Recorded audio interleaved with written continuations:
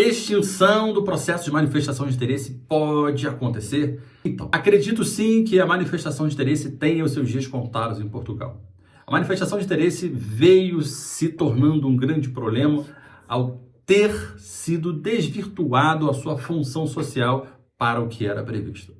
Apesar de ainda existir no ordenamento jurídico português, o excesso de processos dentro do antigo CEF, que acabou por se tornar AIMA, trouxeram mais lentidão nos processos. São milhares de imigrantes que entram como turista e tentam se legalizar pela manifestação de interesse.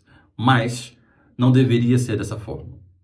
O processo de manifestação de interesse, na sua origem, era para legalizar aqueles que já estavam em território português, por seja qual for o motivo, mas não com a intenção de planejar-se e migrar para Portugal como turista, pensando em se legalizar dessa forma.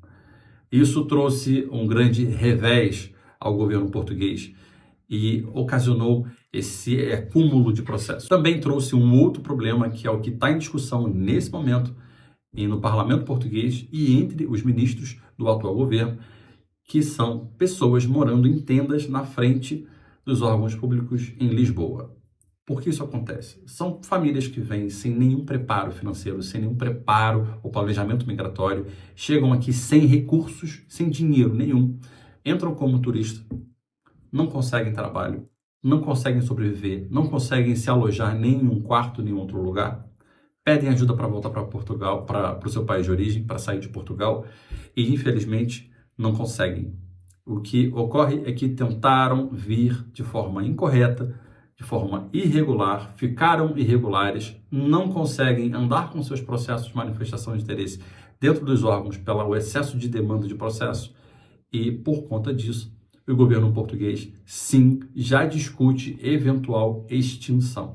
Quando eu digo já discute eventual extinção do processo de manifestação de interesse, não quer dizer que ela já acabou ou que quem tem manifestação de interesse em andamento, em análise, vai perder o seu direito e vai ficar irregular. Não.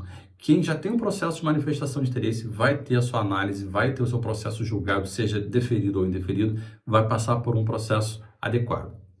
Agora, essa discussão precisa ser uma atualização legislativa e devidamente aprovada pelo parlamento português. E depois disso, sim, termos um norte do que vai acontecer. Se for aprovada, não poderão mais existir processos de legalização de turistas. Se não for aprovada, permanece como está. Porém, a gente entende que o governo português não tem um sistema adequado, não tem um sistema ágil para cuidar desses processos de manifestação de interesse.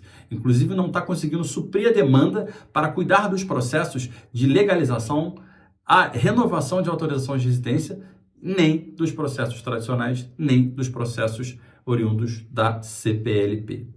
Entendo também que o governo pretende focar na CPLP e desfocar os processos de manifestação de interesse.